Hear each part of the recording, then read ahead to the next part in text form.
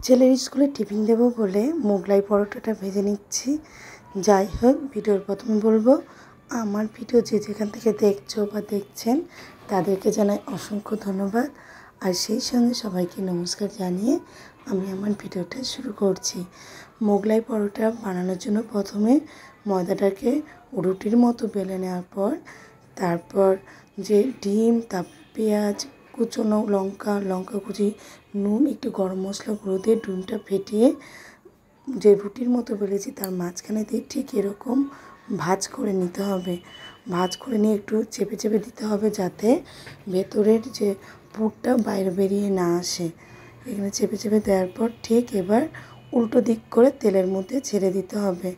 আর ময়দা মাখার সময় আমি তেল, নুন দিয়ে ভালো করে মেখে ওই আধা ঘন্টার মতো রেখে দিয়েছিলাম মাখার পর। এবার গ্যাসের যে আঁচটা পুরো একদম কমিয়ে ভাজতে হবে।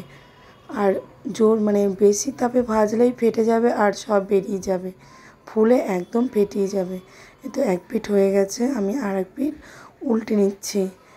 আর এই মোগলাই পরোটা আলুর দম, বেশ ঝাল ঝাল করে আলুর দমের সঙ্গে ভালো লাগে, কিন্তু আজকে আমি ছেলের টিফিনে নিয়ে দেবো সস আর মোগলাই পরোটা, টমেটো সস আর মোগলাই পরোটা। টিফিন দেওয়ার পর নিজেরাও টিফিন সেরে এবার দুপুরে রান্নাবান্নার পালা। দুপুরে আজকে আগের দিন যে ইলিশ মাছ এনেছিল তাই কিছুটা ছিল, সেটা দিয়েই আজকে রান্না করা হবে। কয়েক পিস মাত্র মাছ ছিল, সেগুলো দিয়ে কচু দিয়ে আর কাঁচা লঙ্কা দিয়ে রান্না করা হবে।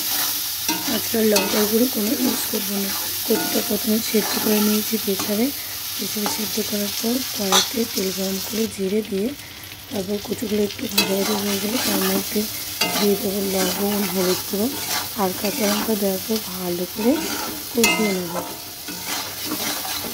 কষানো হয়ে গেলে এর মধ্যে দিয়ে দেবো পরিমাণ মতো জল।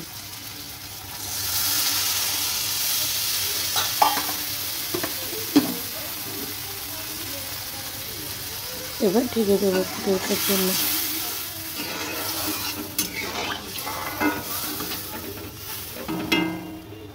ফুটলে পরেই মাছগুলো দিয়ে দেবো।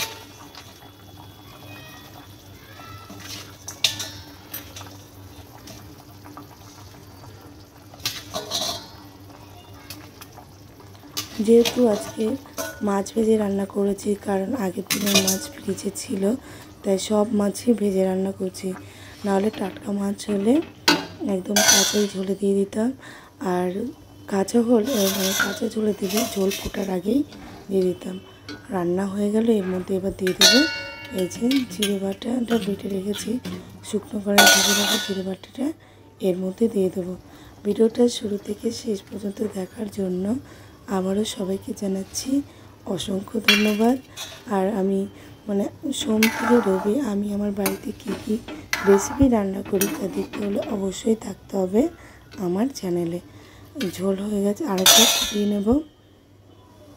আর রান্নাবান্না কিন্তু আজকে বেশি কিছু নয়, এই ইলিশ মাছের ঝোলই হয়েছে আর গরম গরম ভাত আর কয়েক পিস মাছ ভাজা রেখে দিয়েছি, তার মাছের তেল রেখে দিয়েছি, মাছ ভাজার তেল, এই দিয়ে আজকে খাওয়া হবে।